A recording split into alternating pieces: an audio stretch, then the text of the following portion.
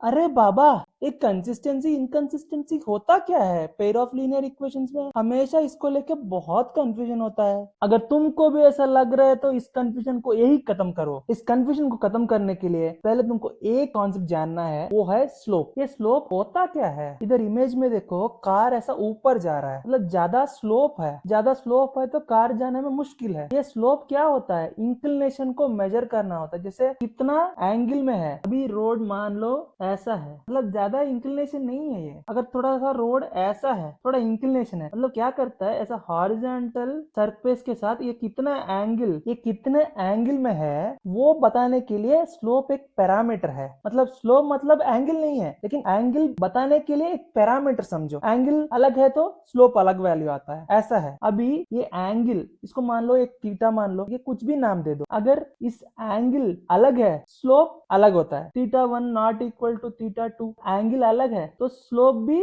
अलग है, slope equal नहीं है। अगर मान लो स्लोप सेम है, मतलब एंगल सेम है, तो स्लोप भी सेम है। ये सिंपल कॉन्सेप्ट समझ लिया। एक चीज और समझ लेता है, फिर पूरा एकदम क्लियर है। एक और चीज क्या है? पैरेलल लाइंस और इंटरसेक्टिंग लाइंस। पैरेलल लाइंस क्या है? जिसका इंक्लिनेशन सेम है। इंक्लिनेशन सेम है मतलब क्या बोला? स्लोप सेम है। हॉरिजॉन्टल सरफेस के साथ ये इसका इंक्लिनेशन एंगल, ये एंगल सेम है तो क्या है? ये एंगल सेम है तो स्लोप सेम है, मतलब पैरेलल लाइंस का स्लोप सेम है। इंटरसेक्टिंग लाइंस है, इसका इंक्लिनेशन मतलब हॉरिजॉन्टल लाइन के साथ इसका इंक्लिनेशन देखो, ये अलग है, ये अलग है। इस लाइन का एक बार मान लो थीटा 1 है, ये थीटा 2 है, अलग अलग दिख रहा है ना। तो theta 1 not equal to theta 2 मतलब अलग अलग स्लोप है। स्लोप भी सेम नहीं है। स्लोप सेम नहीं है तो वो कहीं ना कहीं इंटरसेक्ट होता है। स्लोप सेम है तो वो कभी इंटरसेक्ट ही नहीं होता है। देखो, इसमें एक चीज है, एक ट्रिकी चीज है पैरेलल लाइंस में, स्लोप सेम में। कभी कभी लाइन सेम देता है।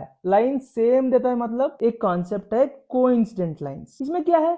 लाइन सेम दे दिया, ठीक है, एक लाइन के ऊपर दूसरा लाइन है, एक सेम लाइन है, तो बोलो इसका स्लोप सेम है ना। लेकिन बाकी लाइन का जो वैल्यूज भी है वो भी सेम होता है, क्योंकि इसमें दोनों लाइंस एकदम सेम ही लाइंस है। सेम लाइंस को बोलता है कोइंसिडेंट लाइंस, क्योंकि एक के ऊपर एक है। वो एक तरफ से देखा तो सेम ही लाइंस है, एक तरफ से बोला जाए तो कोइंसिडेंट लाइन बोलता है, दो लाइन दिया तो कोइंसिडेंट लाइन बोलता है। अभी क्या है, इसमें भी स्लोप्स इक्वल है, लेकिन वो इन्फिनिट जगह पे इंटरसेक्ट हो रहा है ना। इधर देखो, एक जगह इंटरसेक्ट नहीं हो रहा है, इन्फिनिट जगह पे इंटरसेक्ट हो रहा है। अभी कोइंसिडेंस लाइंस में क्या होता है ना, स्लोप के साथ साथ इंटरसेप्ट भी सेम है। इसको लेकर कंफ्यूज मत करना। अभी इंटरसेप्ट को छोड़ दो थोड़ी देर के लिए, तुमको आगे बहुत आसानी से समझ में आ जाएगा। ये पहले इंक्लिनेशन और स्लोप समझ लिया, बाकी सब बहुत आसान है। अभी नेक्स्ट देखते हैं एक लाइन इक्वेशन। लाइन इक्वेशन में मैं लिया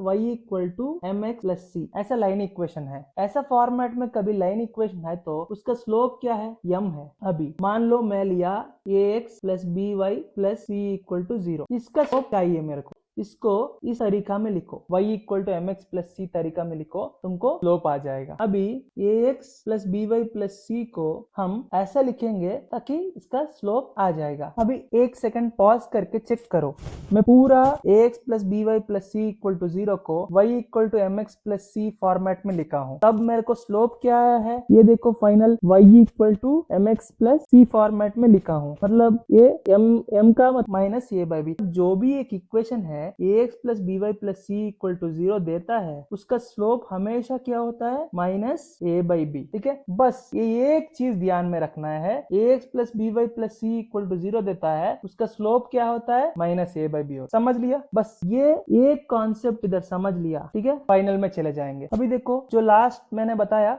वो सिंपल में लिखा, ax plus B Y plus C equal to 0 दिया तो स्लोप क्या है? माइनस a बाई बी है। इतना सा हमको पता चल गया तो इसे हम आसानी से सारा प्रॉब्लम सॉल्व कर सकते। अभी देखो, मैं एक सिंपल प्रॉब्लम लेता हूँ, इससे हम आसानी से समझ में आ जाएगा कैसे इसको करना है। सवाल ये है, ये दो इक्वेशन दिया है, 5x minus 4y plus 8 equal to 0, 7x plus 6y minus 9 equal to 0। हमको ये बताना है ये इंटरसेक्टिंग है, कोइंसिडेंट लाइन है या पैरेलल लाइन, हमको ये बताना है। स्लोप पहले देखो, इससे इजीली हम ये कर सकते हैं। इसका स्लोप देखो, minus a by B minus 5 by a के प्लेस में 5 है, माइनस तो वैसा है वैसा लिखा, ठीक है। b के प्लेस में क्या है? माइनस 4 है, माइनस माइनस निकाल दो, फिर 5 5/4। इसका क्या है देखो, माइनस ए के प्लेस में 7 है, बी के प्लेस में 6 है। देखो ये दो सेम है, स्लोप सेम नहीं है। स्लोप सेम नहीं है मतलब ये इंटरसेक्टिंग है। इंटरसेक्टिंग है मतलब ये एक सोल्यूशन है, ये इंटरसेक्टिंग बोल सकते। अभी इंटरसेक्टिंग हो गया, इंटरसेक्टिंग है, सोल्यूशन है, सिंपल चीज है। कंसिस्टेंट इनकंसिस्टेंट होता क्या है, सोल्यूशन है तो वो कंसिस्टेंट है, इनकंसिस्टेंट क्या है, अगर सोल्यूशन नहीं है वो इनकंसिस्टेंट है। सोल्यूशन कब नहीं होता है, जब इंटरसेक्ट नहीं होता है तब सोल्यूशन नहीं है, तब इनकंसिस्टेंट है। जैसे पैरेलल लाइंस है, वो इंटरसेक्ट नहीं होता है तो वो इनकंसिस्टेंट है। अभी हम एक और दो एग्जाम्पल लेता है। एक और एग्जाम्पल क्या है, इधर देखो मैंने क्या बोला, स्लोप। स्लोप क्या है,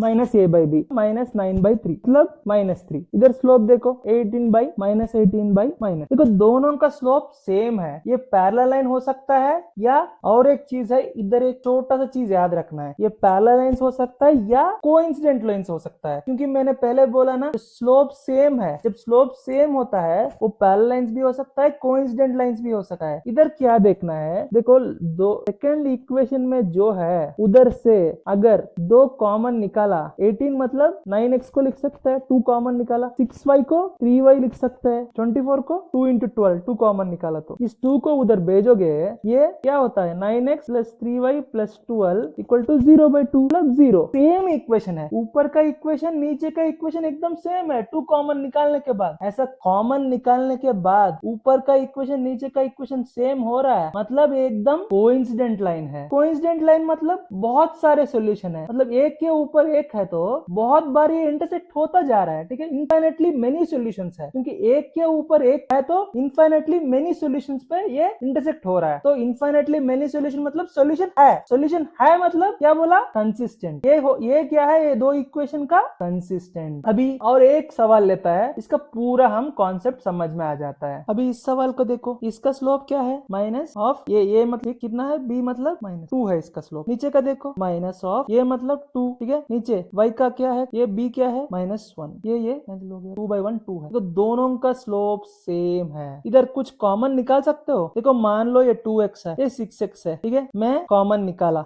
6x - 3y + 10 = 0 से मैं कॉमन निकाला, 3 कॉमन निकाला। मान लो 3 मतलब इधर 2x लिख सकता हूँ, इधर 3y मतलब y लिख सकता हूँ। देखो 10 मतलब इधर कॉमन निकाल नहीं पा रहा हूँ, देखो इधर 10/3 लिखना पड़ेगा। 3 × 10/3, 3 × 10/3 कितना है 10। ठीक है, इसलिए 3 × 10/3 ऐसे लिख रहा हूँ। इधर देखो ये 2x - y + 9 आया, इधर 10/3 आया। देखो ये दोनों सेम इक्वेशन नहीं है, स्लोप सेम है। ठीक है, स्लोप सेम है लेकिन इक्वेशन सेम नहीं है। इक्वेशन सेम नहीं है मतलब कोइंसिडेंट नहीं है। स्लोप सेम है मतलब पैरेलल लाइंस है। इक्वेशन भी सेम है तो वो कोइंसिडेंट लाइंस है। अभी इक्वेशन सेम है का, इसके अंदर जो इक्वेशन है सेम है तो सेम नहीं है। सेम नहीं है, सिर्फ स्लोप सेम है और इक्वेशन सेम नहीं है मतलब ये दोनों पैरेलल लाइंस है। ठीक है, ये दोनों पैरेलल लाइंस है। पैरेलल लाइंस है मतलब कहीं पे इंटरसेक्ट हो रहा है, कहीं पे इंटरसेक्ट नहीं हो रहा है। No solution. अगर नो सॉल्यूशन है, नो सॉल्यूशन मतलब मैंने क्या बोला ऊपर, नो सॉल्यूशन मतलब इनकंसिस्टेंट। ये क्या है, जो पैरेलल लाइंस है, ये जो इक्वेशन दिया है ये इनकंसिस्टेंट है। इसको भी हम इसको पूरा को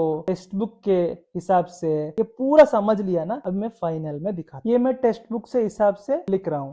दो इक्वेशंस दिया, ये ऐसा है तो इंटरसेक्टिंग लाइंस है, ऐसा हमको बोला है। इसका मतलब देखो, जब मैंने क्या बोला इसके हिसाब से देखो, मैं जो कॉन्सेप्ट बोला इसके हिसाब से देखो। पहले लाइन का स्लोप क्या है, -a1/b1। ठीक है, ये दूसरा लाइन का स्लोप क्या है, -a2/b2। अभी ये क्या बोल रहा है, अगर ये इक्वल नहीं है तो इंटरसेक्टिंग है ना। तो इसका अभी जब इक्वल नहीं है, स्लोप्स इक्वल नहीं है मतलब इंटरसेक्टिंग है। इसका मतलब ये था, तो दोनों जगह माइनस माइनस है, इसको कैंसिल कर दो। अभी a1/b1 not equal to a2/b2। इस a को एक तरफ करो, b को एक तरफ करो। ठीक है, a1/a2 not equal to b1/b2। यही टेक्स्ट बुक में तुमको दिया गया है। कॉन्सेप्ट वो है स्लोप, उसको ऐसा दिया गया है। ठीक है, इसलिए c का वैल्यू इसमें नहीं आता है। इंटरसेक्ट लाइन में c कुछ भी हो, स्लोप जब इक्वल नहीं है वो ऑटोमेटिकली इंटरसेक्टिंग है, तो c का मैटर ही नहीं करता है, इसलिए ये है। अभी देखो सेकंड वाला टेक्स्ट बुक से हिसाब से लिख रहा हूं, अगर तीनों का ratio a1/a1/a2 b1/b2 c1/c2 C1 का C2 रेशियो सेम है, वो कोइंसिडेंट लाइंस है। लास्ट जब मैं सम एक्सप्लेन कर रहा हूँ, मैंने बोला ना कॉमन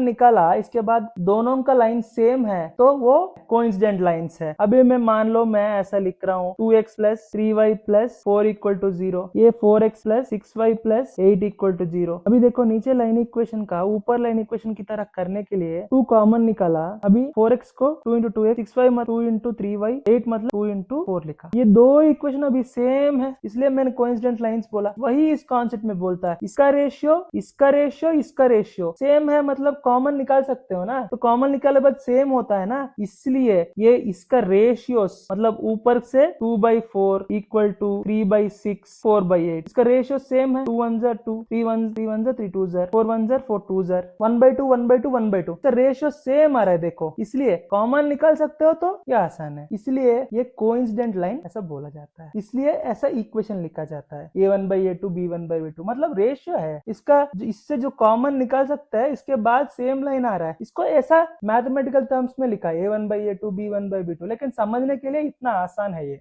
अभी तीसरा क्या है, टेक्स्ट बुक से हिसाब से मैं लिख रहा हूँ, ऑलरेडी मैं स्लोप समझा है ना, अभी देखो टेक्स्ट बुक से हिसाब से लिखता हूँ, इसका भी समझाता हूँ। ये देखो, जब ऐसा है, ये पैरेलल लाइंस बोल रहा है, मैंने क्या बोला, स्लोप सेम है, बाकी सब वैल्यू सेम नहीं है, जैसे c सेम नहीं है, मतलब कॉमन निकालने के बाद c का अलग वैल्यू आता है, वो पैरेलल लाइन से सेम लाइन नहीं है। ये a1/a2 दो लाइन का स्लोप सेम है, इसे -a1/b1 इक्वल टू -a2/b2, क्योंकि देखो इधर a1x ऐसा दिया, इसका स्लोप पहले वाला लाइन का स्लोप a1/b1, इसका स्लोप है a2/b2, इस स्लोप्स का मैं इक्वल कर रहा हूँ, पैरेलल लाइंस मतलब स्लोप्स इक्वल है ना, तो ये एक काटो, इसको इधर लेके आओ, a1/a2 इक्वल टू b1/b2, तो यही इधर लिखा हुआ है टेक्स्ट बुक में, स्लोप सेम है, लेकिन जो इंटरसेप्ट का वैल्यू c का वैल्यू अलग है, इसका मतलब वही है, मतलब इधर c1 मतलब इंटरसेप्ट नहीं है, ये गलत मत समझो, इंटरसेप्ट का कॉन्सेप्ट मैं बाद में बताता हूँ, ठीक है। अभी कॉमन निकाल के बाद c का वैल्यू अलग आया, वो एकदम सेम नहीं है, कॉमन निकालने के बाद दो लाइन सेम आया, तो वो